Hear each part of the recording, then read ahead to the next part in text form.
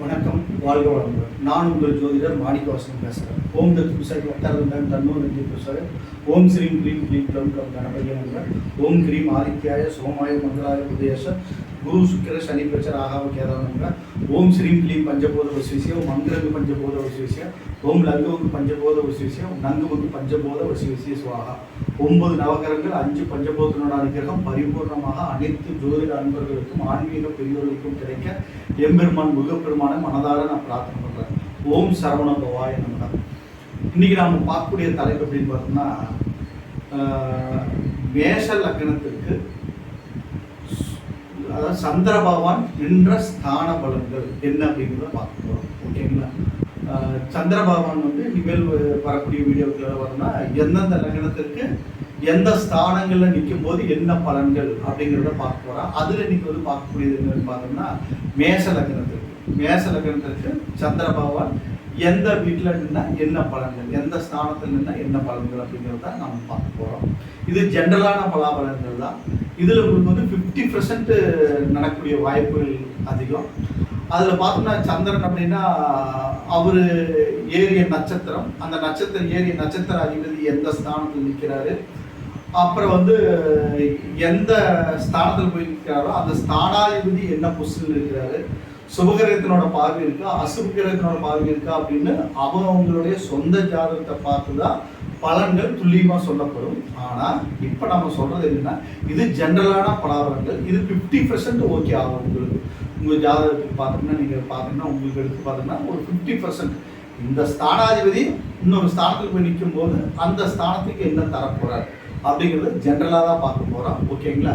அதில் பார்த்தோம்னா மேஷ லக்னத்திற்கு சந்திர பகவான் வந்து பார்த்தோம்னா 4 குடைவராக வருவார். அவர் வந்து மேஷ லக்னத்தில் நிற்கும் போது அது ராசியாக கூட நம்ம எடுத்துக்கலாம். மேஷ ராசி அப்படின்னு நம்ம எடுத்துக்கலாம். சந்திரன் நிற்கிற ஸ்தானம் தானே ராசி. ஓகேங்களா? அப்படி பார்க்கும்போது இது ஒரு உங்களுக்கு இரட்டிப்பு பலன்களை நீங்கள் எடுத்துக்கலாம். ராசியாகவும் எடுத்துக்கலாம், லக்னத்துக்கு எந்த ஸ்தானம் நிற்கும் போது அவர் என்ன பலன் அப்படிங்கிறத நம்ம எடுத்துக்கலாம். ஓகேங்களா? 2 விதமாக நீங்கள் எடுத்துக்கலாம் சந்திரனை பற்றி நம்ம சொல்லும்போது.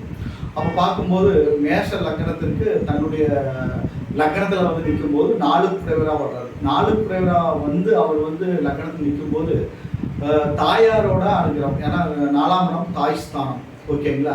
அவர் 4 குடைவராக வந்து அந்த இடத்துல அமரும் போது தாயாரோட அன்பு அரவணைப்பு கிடைக்க ஆரம்பிச்சிடும், தாயாரோடைய சொத்துக்கள் கிடைக்க ஆரம்பிச்சிடும். ஓகேங்களா? உயர்கல்வி கிடைச்சிடும், பட்டம் பதவி, உயர்கல்வி ஸ்தானம், பட்டம் பதவி, வித்தைகள் ஸ்தானம், இதெல்லாம் சந்திர பகவானால் கிடைக்கக்கூடிய அமைப்பு. அது நீர் கிரகம், கடல் கடந்த தேசங்களுக்கு போகக்கூடிய ஒரு அமைப்பையும் ஏற்படுத்தி கொடுப்பார். மேச லக்னத்துக்கு சந்திரன் லக்னத்தில் வந்து அமரும் போது ஓகேங்களா, நன்மதிப்பு ஏற்படும், புகழ் கீர்த்தி ஏற்படும், உயர்கல்வி ஏற்படும், வீடு வாசல் சொத்து சுகம் ஏற்படும், வண்டி வாகனங்கள் ஏற்படும், நற்பலன்கள் நிறைய நடக்க ஆரம்பிக்கும். ஓகேங்களா? மேச லக்னத்தில் சந்திரன் வந்து நிற்கும் போது அடுத்தது பார்த்தோம்னா மேச லக்னத்துக்கு 2ஆம் இடம் தனஸ்தானம், குடும்பஸ்தானம், வாக்குஸ்தானங்கிற இடத்துல சந்திரன் 4 குடையர் வந்து அமையும் போது உயர்கல்வி ஏற்படும், நன்மதிப்பு ஏற்படும், குடும்ப ஒற்றுமை மேம்படும், பூர்த்தி, கீர்த்தி, புகழ், அந்தஸ்து எல்லாமே கிடைக்க ஆரம்பிச்சிடும். அடுத்தது பார்த்தோம்னா மேஷ லக்னத்திற்கு 3ஆம் இடம் மிதுனம், அங்கே வந்து 4 குடையர் வந்து அமையும் போது நற்பலன்கள் கொஞ்சம் குறைவாக தான் கிடைக்கும். ஏன்னா அது மறைவு ஸ்தானம். ஓகேங்களா? மேச லக்னத்துக்கு அது பகை ஸ்தானம். பார்த்தோம்னா அந்த அளவுக்கு நற்பலன்கள் நடக்கக்கூடிய வாய்ப்புகள் இல்லை, ஓரளவுக்கு மீடியமாக தான் நடக்கும். இளைய சகோதர ஸ்தானம் அப்படிங்கிற இடத்துல வந்து அமரும் போது ஓரளவுக்கு தான் மீடியம், ஒரு மீடியமான பலாபலன்கள் தான் நடக்கும். மேஷ லக்னத்திற்கு 4ஆம் இடத்துல சந்திரன் ஆட்சி பலம் பெறுறாரு. அந்த இடத்துல கடகத்தில் அமரும் போது லக்னத்தில் அமரும் போது என்ன பலன்களோ அதேவே நடக்குங்க. ஓகேங்களா? இங்கே வந்து என்னென்னா இன்னொரு மைனஸ் என்னன்னு பார்த்தோம்னா, இங்கே செவ்வாய் வந்து நீச்சமாகிறார். செவ்வாய் வந்து இங்கே நீச்சமாகிறார். அவரோட செவ்வாயோட இன்னொரு வீடான விருச்சிகத்தில் வந்து சந்திரன் வந்து நீச்சமாகிறார். ஓகேங்களா? அதனால இந்த இடத்துல நம்ம பலன்கள் சொல்லும்போது பார்த்தோம்னா கொஞ்சம் நற்பலன்களும் நடக்கும், மீடியமான ஒரு கெடுபலன்களும் நடக்கக்கூடிய வாய்ப்புகள் அதிகம். ஓகேங்களா? அதனால சந்திரன் அந்த இடத்துல இருக்கும்போது கடக லக்னத்திற்கு 2மே நன்மை தீமை 2மே கலந்தவர் தான் கொடுப்பார். ஓகேங்களா? அது சுபகிரகத்தினோட பார்வை பெற்றிருந்தாங்கன்னா நற்பலன்கள் அதிகமாக நடக்கும். ஓகேங்களா. அடுத்து பார்த்தோம்னா சிம்மம். 4 குடையவன் 5ஆம் இடத்துல போய் அமரும்போது ஒரு அற்புதமான பலாபலன்கள் நடக்கும்.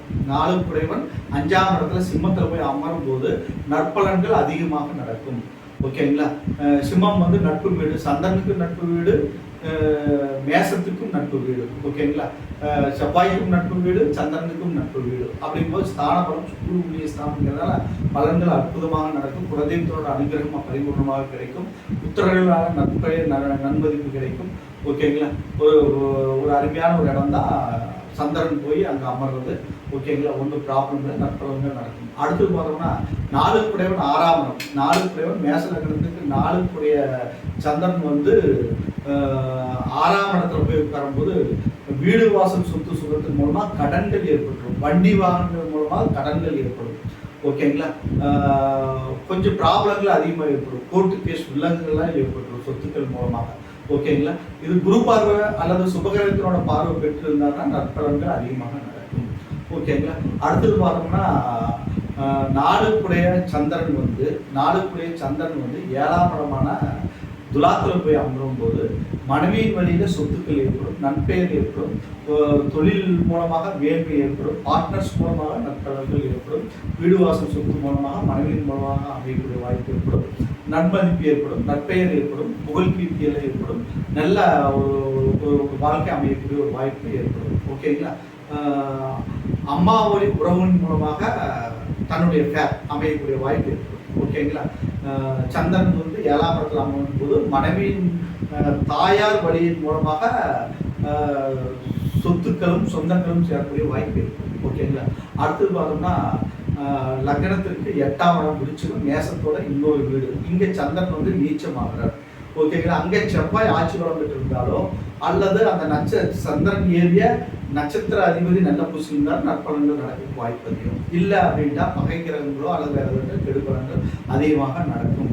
அஷ்டமஸ்தானம் போது நம்ம பலன்கள் வந்து அந்த ஜாதக கட்டத்தை பார்த்து தான் சந்திரன் என்ற ஸ்தானங்கள் எப்படி அப்படிங்கிறத பார்த்து நம்ம சொல்லுவோம். மெயினாக மறைவு ஸ்தானங்களில் நம்ம நிற்கும்போது சந்திரன் நிற்கும்போது பலன்கள் சொல்லும்போது அந்த ஸ்தானாதிபதி என்ன பொசிஷனில் இருக்கார் அப்படிங்கிறத பொறுத்து தான் பலன்கள் மாறுபடும். ஸ்தானாதிபதி அவர் நின்ற நட்சத்திர அதிபதி சுபகிரகத்தினோட பார்வை அசுப கிரகத்தினோட பார்வையை பொறுத்து தான் பலன்கள் மாறுபடும்.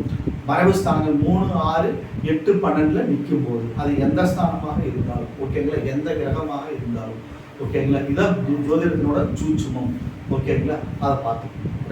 அடுத்தது பார்த்தோம்னா 4 குடையவன் 9ஆம் இடம் குருவோட வீட்டில் போய் நிற்கும்போது அருமையான பலாபலங்கள் நடக்கும், நற்பலன்கள் அதிகமாக நடக்கும். ஓகேங்களா.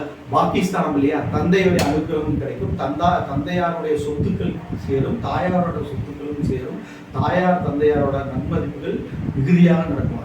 என்ன காரணம் அப்படின்னு பார்த்தோம்னா 4ஆம் இடம் தாய் ஸ்தானம், அங்கே சந்திரனே வர்றாரு. ஓகேங்களா. காரக ஸ்தானாதிபதியே வர்றாரு. அடுத்து பார்த்தோம் 9ஆம் இடம் தகப்பன் ஸ்தானம் 9ஆம் இடம். அந்த இடத்துல இந்த ஸ்தானாதிபதி அங்கே போய் அமரும் போது இந்த தாய் தந்தையரோட அனுகிரகம் பரிபூர்ணமாக கிடைச்சிடும். வீடு வாசல் சொத்து சுகம் எல்லாம் ஏற்படும். 4ஆம் இடம் வீடு வாசல் சொத்து சுகம் வண்டி வாகனங்கள் இதை குறிக்கக்கூடிய ஒரு இடம். உயர்கல்வி ஸ்தானாதிபதி இவர் போய் அங்கே போய் அமரும் போது நற்பலன்கள் மிகுதியாக நடக்கும். ஓகேங்களா. அடுத்தது பார்த்தோம்னா 10ஆம் இடம் மகரம். ஓகேங்களா. அங்கே சந்திரன் அமரும் போது நற்பலன்கள் அதிகமாக நடக்கும். அவரோட நட்சத்திரம் அங்கே இருக்கிறதுனால நற்பலன்கள் மிகுதியாக நடக்கும். நன்மதிப்பு ஏற்படும், புகழ் கீர்த்தி ஏற்படும், தொழில் நல்ல தொழில் அமையும், வெளிநாட்டு கடல் கடந்த தேசத்தில் போய் தொழில் அமையக்கூடிய அமைப்பெல்லாம் ஏற்படும். ஓகேங்களா. அடுத்தது 11ஆம் இடம் கடகலக்கணம் மேச லக்னத்திற்கு 4 குடைய சந்திரன் வந்து கும்பம் 11ஆம் இடம் போய் எழும்போது அது பாதகஸ்தானமாக வருது. மேசத்துக்கு பலன்கள் வந்து சனியோட வீடாகவும் வருது. பார்த்து நம்ம வந்து பாதகஸ்தானம் ஏறி பாதகஸ்தானம் நின்ற கிரகங்களை வந்து நம்ம வந்து கொஞ்சம் பலன்கள் சொல்லும் போது அந்த ஜாதகத்தை பார்த்து சுபகிரகத்தினோட பார்வையை பார்த்து தான் பலன்கள் மாறுபடும். ஓகேங்களா. 11ஆம் இடத்துல நின்ற எந்த கிரகம் நன்மை செய்யுங்கிற ஒரு அமைப்பும் இருக்கு. ஆனால் அந்த பலன்கள் சொல்லும் போது மேச லக்னத்துக்கு சொல்லும் போது பாதகஸ்தானமாக இருக்கும்போது நம்ம பலன்கள் பார்த்து சொல்லுவோம். ஓகேங்களா. அடுத்தது பார்த்தோம்னா 12ஆம் இடம் விரயஸ்தானம். 4 12ஆம் இடம் விரயஸ்தானம் போய் அமரும் போது வண்டி வாகனங்கள் மூலமாக சொத்துக்கள் மூலமாக விரயங்கள் ஏற்படுறதுக்கு நிறைய வாய்ப்புகள் இருக்கு. குரு பார்வை பெற்றிருந்தால் அது மூலமாக சுப விரயங்களாக ஏற்படுறதுக்கு வாய்ப்புகள் அதிகம். ஓகேங்களா. இப்போ சந்திரன் 12 வீடுகளில் நிற்கும் போது ஏற்படக்கூடிய பலாபலன்கள் ஜென்ரலாக நாம் பார்த்தோம். ஓகேங்களா. இதுக்கு உண்டான துல்லியமான பலன்கள் வேணும்னா அவங்கவுங்களுடைய ஜாதகத்தின் அடிப்படையில் தான் பலன்கள் சொல்லப்படும். முதல்ல நான் சொன்ன மாதிரியே ஏரிய நட்சத்திரம், 2வது நின்ற வீட்டின் அதிபதி, குரு பார்வையை பொறுத்து பலன்கள் மாறுபடும். ஓகேங்களா. சுபகிரகத்தினோட பார்வை பெற்றிருந்தால் பலன்கள் ஹையஸ்டாக நடக்கும். அசுப கிரகத்தினோட பார்வையோ அல்லது அசுப கிரகத்தினோட சேர்க்கையை பெற்றிருந்தால் பலன்கள் கெடுபலன்கள் நடக்கிறதுக்கு வாய்ப்புகள் அதிகம். சந்திரனோட ராகு கேது சேர்ந்தால் அது ராகு கேதுங்கிற அமைப்புக்குள்ள வந்துடும்.